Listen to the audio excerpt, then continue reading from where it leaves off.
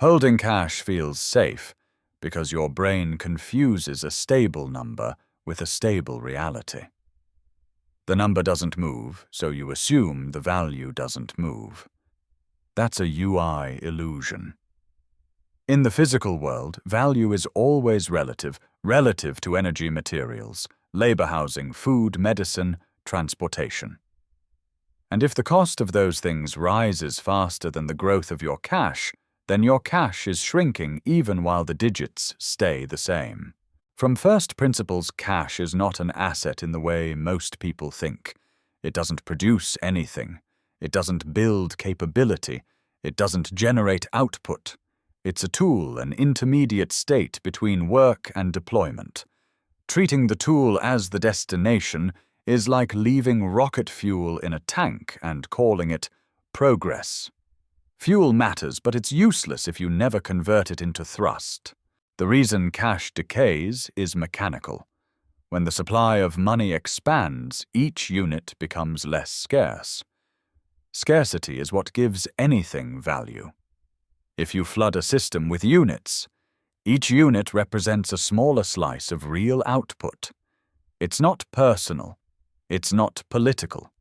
It's physics-level economics: more supply, lower purchasing power per unit. So you can sit there watching your bank balance stay flat and still be getting poorer in real terms because the reference frame is moving. Most people don't notice this because the erosion is silent. There's no single day where you wake up and feel inflation in a dramatic way. Instead, it shows up as friction groceries. Inch up, rent creeps, insurance climbs, healthcare costs expand, repairs get more expensive. Your lifestyle starts requiring more energy to maintain. And if your capital is idle, the gap is paid for by your future. That's what's actually happening. You're financing the present by degrading the future. The dangerous part is psychological. Cash gives you a sense of control. You can see it. You can touch it. You can move it instantly. That tactile certainty is comforting, especially in uncertain markets. But comfort is not a strategy. Comfort is often the enemy of optimization. In engineering, the systems that win are the ones that allocate resources toward the future state, not the ones that preserve the current state because it feels familiar. If you want to think about this correctly, stop asking, "Is my cash safe?" and ask, "Is my cash productive?" Safety is meaningless if the real value is guaranteed to decline. It's like storing a battery that discharges a little every day and congratulating yourself because nobody stole it. You didn't lose it to theft, you lost it to time. That's still loss. A rational system keeps liquidity for operational stability, enough for emergencies, enough for flexibility, but it does not confuse liquidity with wealth. Wealth is ownership of productive systems, things that create value while you're not paying attention, things that convert time into growth. Cash doesn't do that. Cash is only useful insofar as it can be deployed into something that does. And here's the part people avoid, because it forces responsibility. If you hold large amounts of cash for long periods, you are choosing an outcome. You are choosing slow decline in exchange for short-term emotional relief. The math is not complicated. If purchasing power is being eroded year after year, and your money is not compounding faster than that erosion, the end result is guaranteed. You don't need to predict a recession, a boom, or a crash to know where that goes. If your goal is wealth, real wealth, meaning freedom of time, mobility of choices, resilience under stress, then you can't anchor your system to something designed to dilute. You need to treat cash as what it is: a temporary state, a staging area, fuel waiting for conversion. Keeping it there indefinitely is not prudence. It's inertia wearing the mask of discipline. People justify holding cash by telling themselves they're being careful. They say they're waiting for the right moment, a clearer signal, a crash, a confirmation that risk is gone. But from a systems perspective, that logic is broken. There is no such thing as zero risk. There are only different types of risk, and holding cash in an inflationary environment is choosing a guaranteed one. Waiting feels intelligent because it avoids immediate discomfort. You don't have to make a decision. You don't have to be wrong. You don't have to tolerate volatility. But avoiding volatility does not eliminate loss. It simply hides it. While you wait, the system keeps moving. Prices adjust. Scarcity shifts. And your purchasing power quietly transfers away from you to those who are positioned inside productive structures.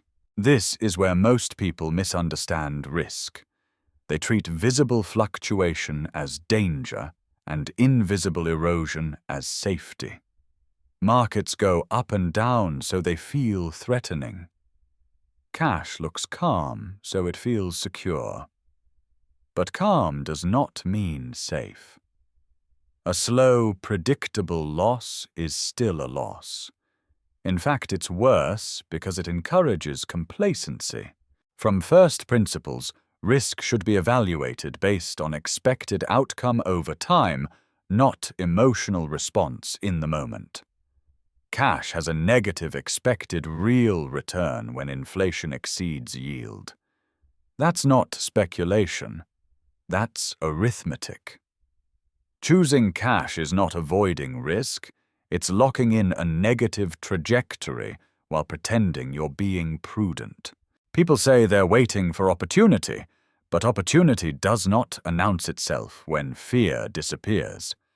Opportunity exists precisely because uncertainty exists. If conditions were perfectly clear, prices would already reflect that clarity. By the time you feel safe, the advantage is gone. There's also a psychological trap here, analysis paralysis. The belief that with enough data you can eliminate uncertainty. That belief is false. Complex systems don't allow perfect prediction. They reward positioning iteration and adaptation. Standing still, waiting for certainty is not intelligence. It's hesitation disguised as discipline. In high-performing systems, decisions are made with incomplete information, guided by principles rather than forecasts. You don't wait for perfect conditions to launch a rocket. You build redundancy account for failure and accept volatility as the cost of progress. Holding cash because you're afraid to act is not caution. It's surrendering control to time. And time, unlike markets, never moves in your favor if your capital is idle. Liquidity is necessary, but excess liquidity is a liability. Every system needs buffer capacity.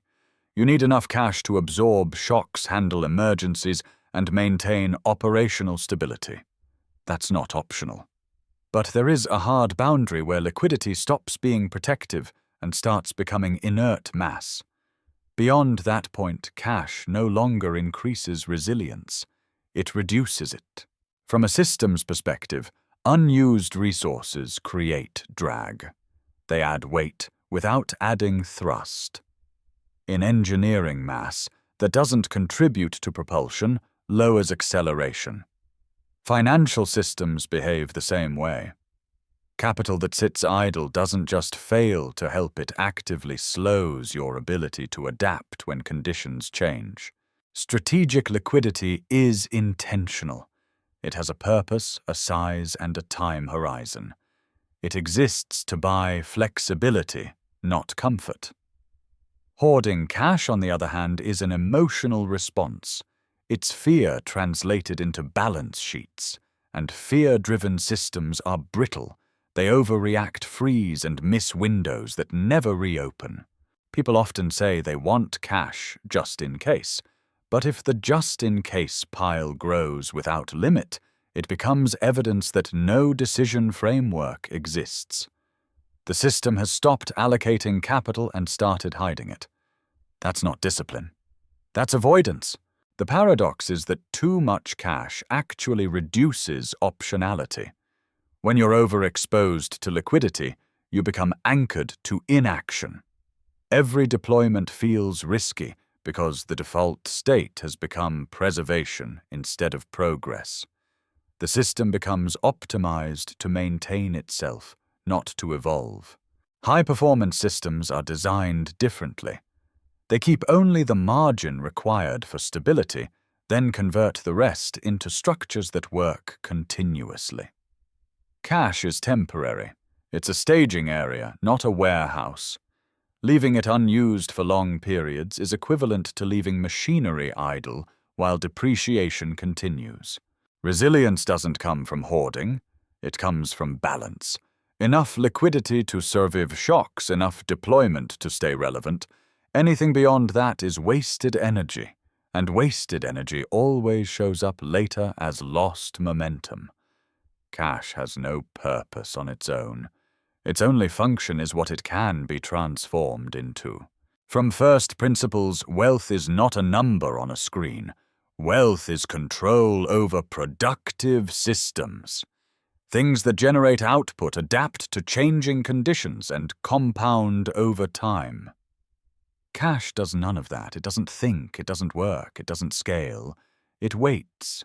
High-performing systems do not wait. They convert. Fuel sitting in a tank is not progress. It only becomes meaningful when it's burned to produce thrust. Cash is the same. Its value exists only in its ability to be deployed into engines that generate motion. Ownership is what matters. Ownership of companies that solve real problems.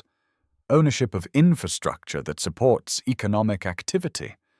Ownership of systems that turn human effort into repeatable output. These are the structures that create resilience. They continue to function regardless of short-term noise because they are tied to underlying demand and utility. Income-generating assets change the entire dynamic. When capital produces cash flow, time works in your favor. You are no longer dependent on price movements alone. The system feeds itself. Cash flow absorbs volatility. It buys patience.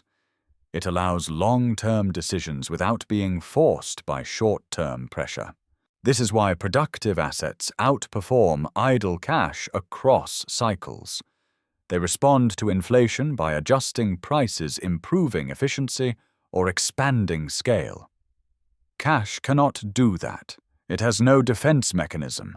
It simply absorbs the full force of dilution. Treating cash as a destination freezes the system. Treating it as a transitional state keeps the system on. The difference is not subtle. One leads to stagnation. The other leads to compounding. If capital is not being converted into something that works while you're not paying attention, it is being wasted. And waste over time becomes fragility. The environment you're operating in right now is not forgiving hesitation. We're living inside a system defined by accelerated monetary expansion, rising structural costs, and increasing competition for real assets. Scarcity is shifting away from currency and toward things that actually do work.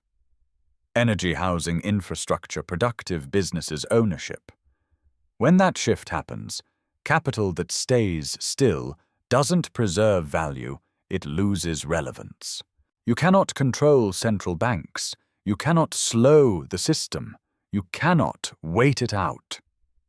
The only leverage you have is how you position your capital inside that system. Either it is aligned with forces that compound, or it is exposed to forces that erode. Diversification is not about prediction. It's about survivability. A resilient system does not rely on a single outcome. It distributes capital across productive engines that respond differently to stress. Some generate income, some preserve purchasing power, Some scale with growth. Together they create stability through motion, not stillness. The biggest mistake people make is believing that safety comes from inactivity. In reality, inactivity is the most dangerous position when the system itself is moving. Time will not pause while you wait for certainty. It will continue to reprice everything around you. You don't need perfect timing. You need participation.